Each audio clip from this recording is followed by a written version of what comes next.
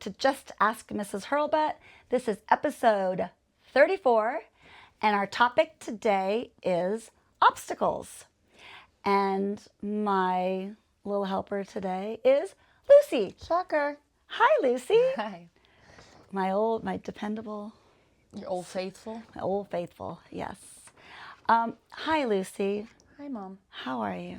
I'm good. Good. I wonder if the viewers will ever see my face one day.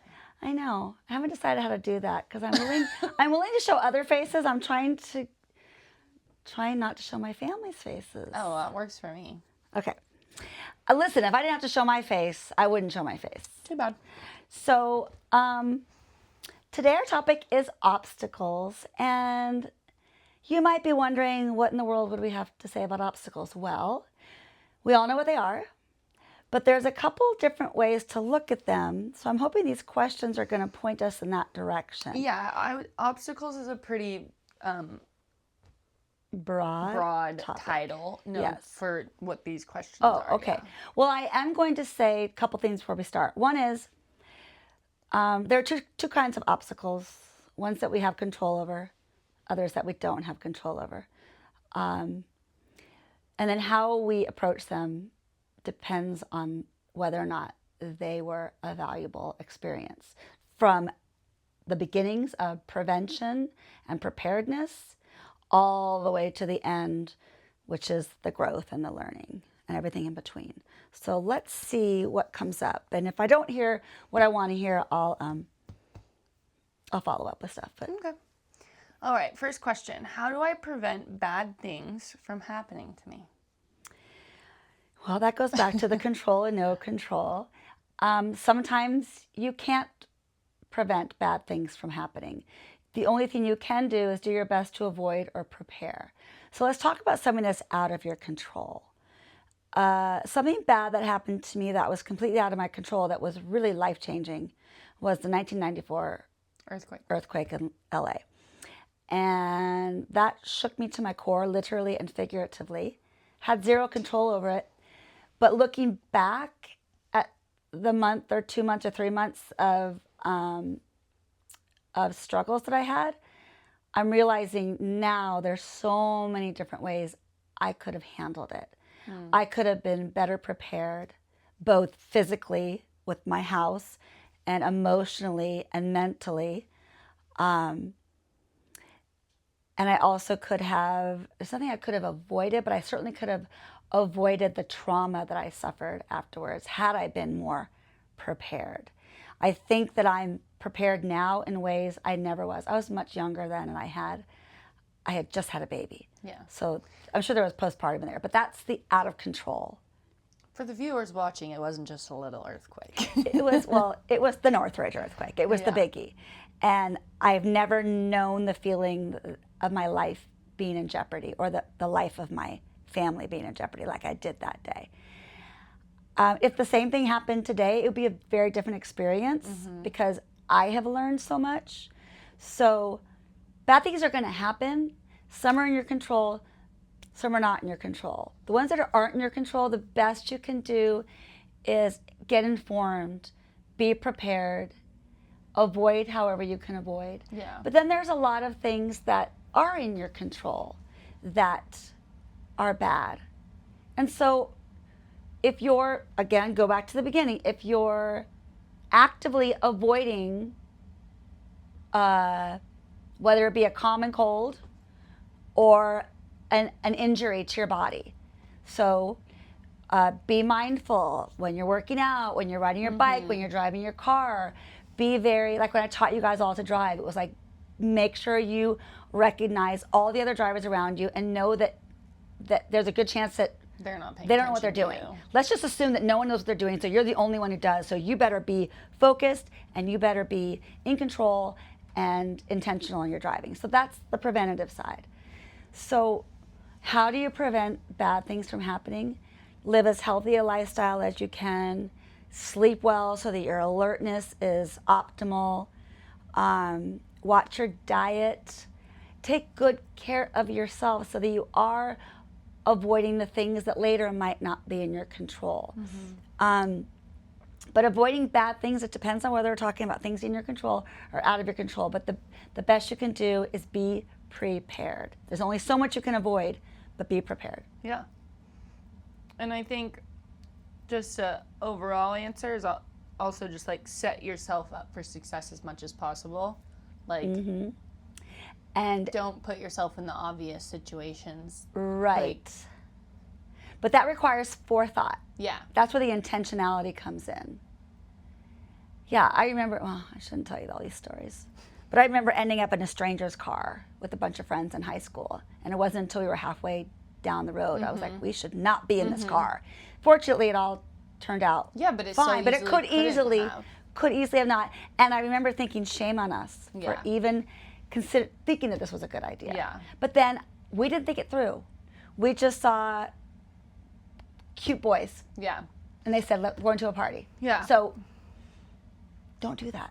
Don't do what I did. I've been the friend multiple times that everyone's just like, come on, let's go. And I'm like, nope. You're the moral compass. But it's put me in a lot of positions when I was a lot younger of like being left out or like being made fun of or whatever it may be. But yeah, nothing happened to them that day, but like very easily could have. It could have. Okay. How do I prepare for grief or suffering? That's a tough one. I don't know if you Can I just really quickly rewind? Was that first question or second question? First question. Because I had a thought and it went boop, it just disappeared in my brain. Grief is a really tough one, and I'm really hoping that my marriage and family therapist will come speak to us about this very topic. How do we prepare for grief? This is going back to what I was going to say about the last one. Is first of all, we need to know that none of us is going to be spared. Yeah. You have to know, and it's really hard at a young age to wrap your head around that. You have to know that you're not going to be spared. I always take a survey of my students, and they share in their reflections, how many of them have experienced the death of a loved one or divorce in their family. They've grieved in some way, and many of them have been through some real traumatic experiences. I was spared. I didn't have, as far as I can recall, my real first, devastating tragedy until I was a little bit older. And it was very difficult. But the reality is, it's going to happen. None of us are going to be spared. So we have to, again, prepare ourselves for grief. And to be honest with you, the stronger your faith is, the easier that task is. So when you lose someone you love, or you watch somebody get really sick and there's nothing you can do about it, and they can't be saved, you have to see the light. You have to find the beauty in these moments. You have to look at life as a gift, and none of us is promised forever here on this planet. We have to realize we are not invincible, and that it's going to happen. And so how do we prepare for it? By living every day to the fullest, and by loving the people that are important to us to the fullest, because we are not promised tomorrow. And then seeing the beauty in the pain and suffering, and knowing that you've got it in you to come through that. So that's that whole middle section. How do you navigate that loss, that grief? How do you come out of that and find joy and happiness again and be a better version of yourself? That grief could be a horrible breakup. I know plenty of people who have gone through breakups that have been full of grief. I will go out and say that my sister went through a divorce that she said, honestly, it would have been easier if he had died, because the pain of being left was so devastating. So that's grief. So how do we prepare for it? Well, if it's a relationship, you front load as much as you can, so that when you enter into that relationship, you're doing it for all the right reasons, and you're being transparent, and you're watching for red flags. Okay, that's that. But for death and illness, you know that every day is a gift, and every day is a risk. I have friends who've lost children. Now, would they ever say, I wish I had never had a child because this is too devastating? No. The idea is to look at that experience that you had with that person and say, I wouldn't change a thing. I'm so grateful for the gift of life that I was given in this person. You did have. And the time that we did have. Yeah, it's so sad. I have known so many people who've lost spouses at a young age and children at a young age, and you think they're never. How do you survive that? Especially if they say a loss of a child is the absolute worst. I'm blessed beyond belief that I have not experienced that. But I do believe that I would somehow come through that on the other side and be grateful for, even if it was 6 months. I mean, once you're pregnant, I have people who've lost a baby in the middle of their pregnancy and had to deliver, and that's just as traumatic as it would be to lose a 15-year-old. So you have to recognize that's going to happen to some degree or another, and it's going to be a certain level of grief. You have to know it's coming so that you're ready for it, and that you see the gift, the bright side, the solace in the suffering. They say that when we suffer, it's the closest thing to being with Jesus. It's like the kiss of Jesus, especially when somebody dies, because you were with them and now they're with God, and it's like this holy, sacred moment where that's beautiful.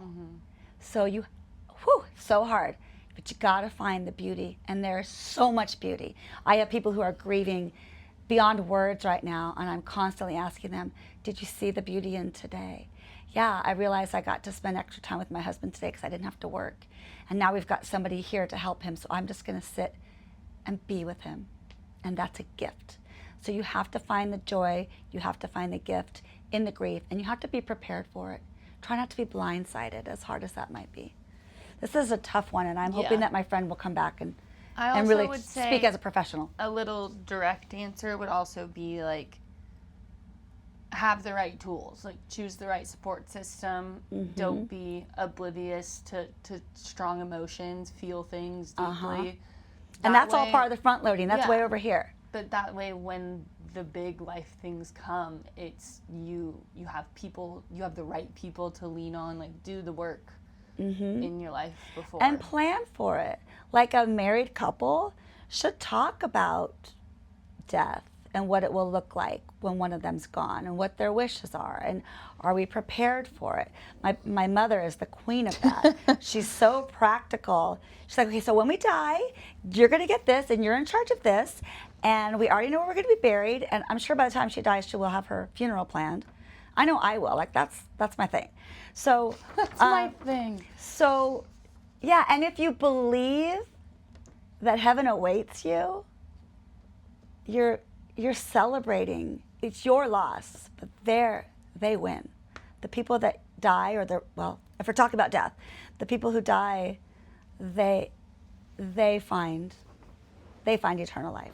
So that's why sometimes grief in relationships is harder, because there's nobody that's gone to a better place. No. Okay. Definitely not. All right, try me again. What am I supposed to do when it seems like everything is going wrong in life?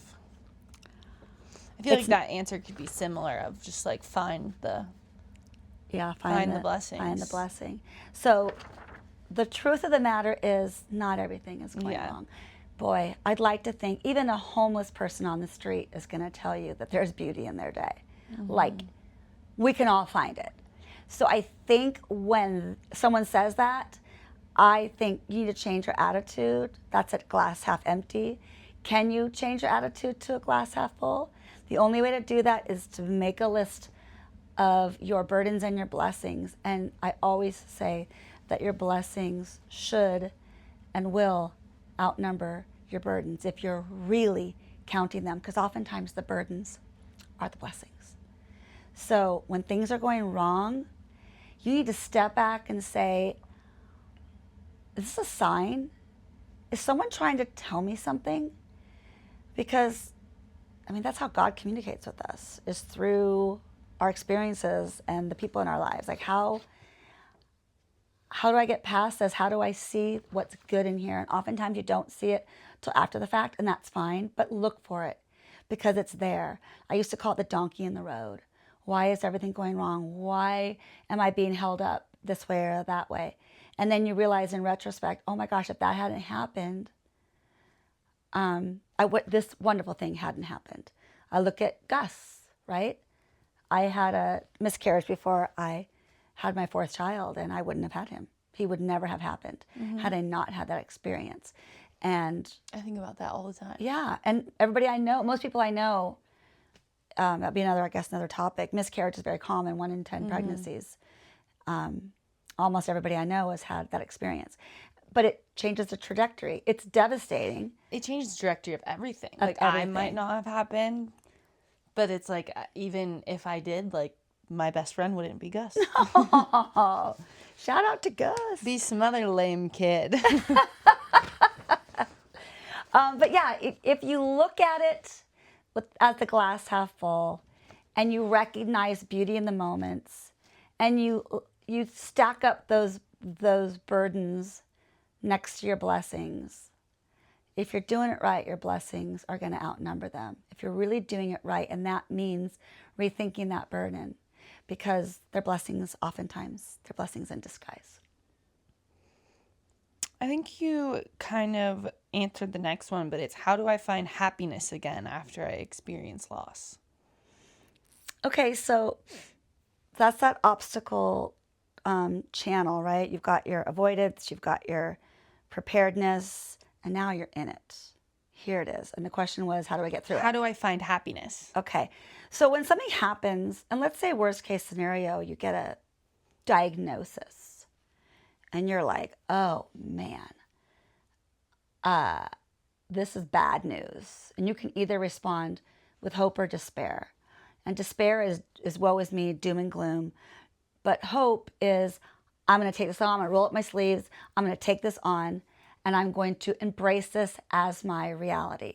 Somebody I know is having surgery, having a double mastectomy, and doesn't know what's around the next corner. She won't know until she gets the pathology report. But she's like hitting the ground running. She's prepared. She's mapped out the next 6 months of her life for whatever may come.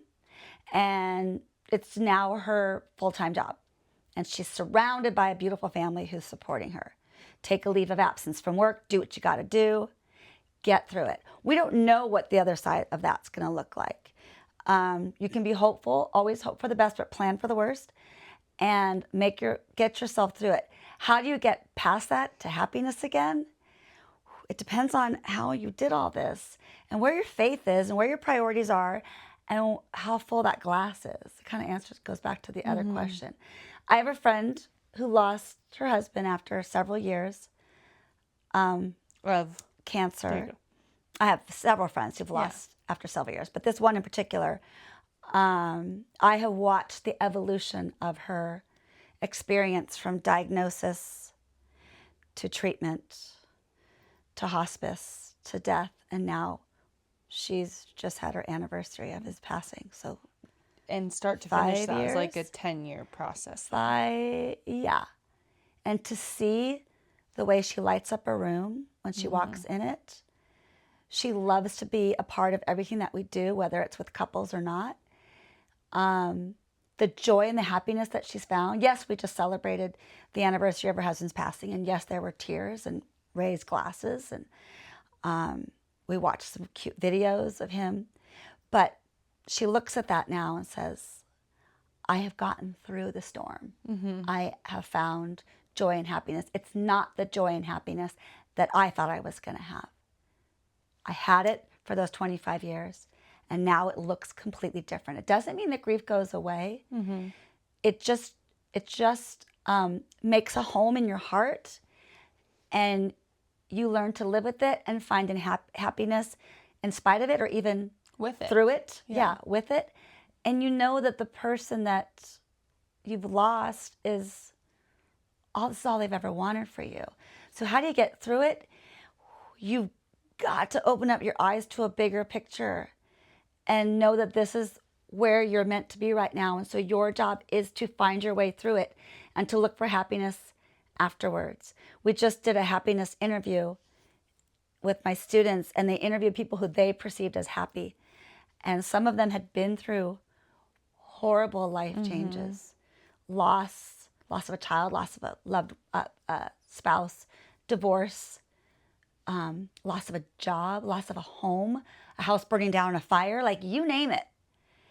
And then the essential question there is, how have you found your way back to happiness? And that's where the secret sauce is I recognize that there's still beauty around me. There's a way to get through the ashes. There's a way to rise through it. And when you do, you become stronger. You appreciate things more. Your nerve endings are more sensitive, so you feel things more strongly. This friend that I was describing, that's her. She feels things so strongly now. And it's a beautiful thing to be witness to and to be subject to. It's kind of cool. So if you can get through it by changing the doom and gloom attitude and find the beauty, the joy in the people around you, the support that's coming your way, the new lives that are touched because of this, new relationships are building because everything's shifted.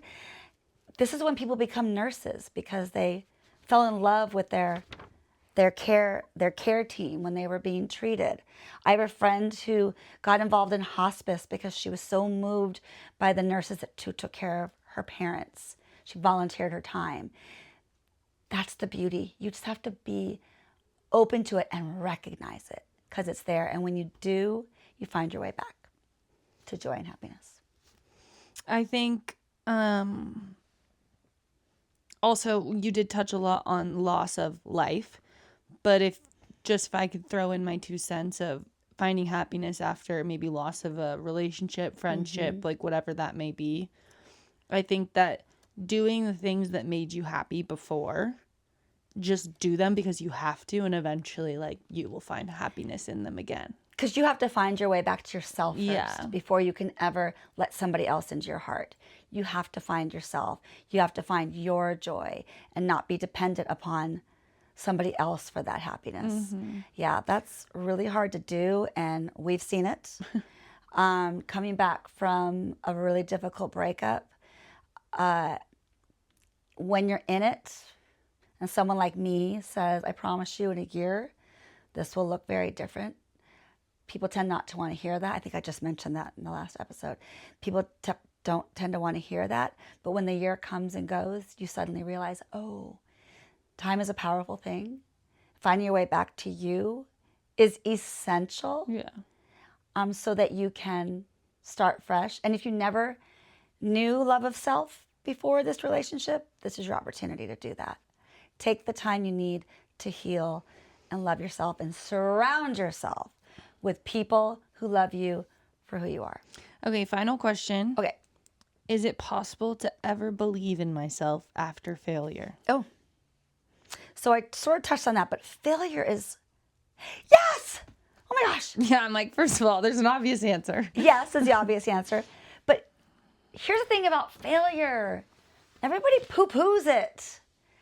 Failure is how we learn. Failure is how we grow. Embrace your mistakes.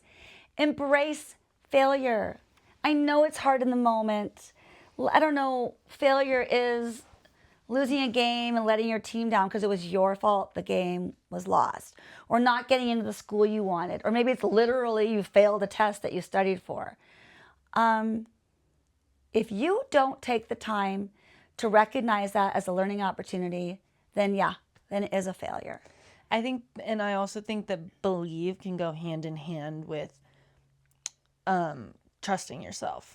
Like when you let yourself down, you doubt yourself and you almost don't trust your ability, your intuition, your judgment, like stuff like that. Trust the process. Yeah, and I think that if you just hone in and start trusting yourself, you will believe in yourself again. And if you trust yourself and believe in yourself, then you love yourself. Yeah. And if you love yourself, you will never be a failure. You're not the failure. The failure is the action. So that doesn't define you. That actually is a tool now. Every time you fail, that's a tool for you to use to grow. And if you aren't using it like that, It's like a failed relationship. If you're not taking what you learned from that failed relationship, then it was all in vain. It was all in vain. So trust yourself, love yourself, and know that you're going to be okay. I just lost. Amen. You made a motion. I forgot what the question was. Anyway, I think you guys get the idea. Yeah. So, yeah, that's when I feel obstacles I feel really passionate about. Yeah. In your control, out of your control. It's all Go about through how the you handle process. it. Own it. Prepare for it. Own it. See the good in it. Find the beauty so you can get yourself back to happiness again. So thanks, everybody. That was episode Like, comment, subscribe, share, follow, send your questions in, all of it. To justaskmrshurlbutt@gmail.com or Instagram @justaskmrshurlbutt. Okay, I'm also on Spotify. Yeah, but you can't. I mean, Ask TikTok. questions. See, so I need her. TikTok, and then Spotify and YouTube for the episode. Thanks, everybody. Thanks, Lucy. Of course. See y'all soon. Bye. Bye.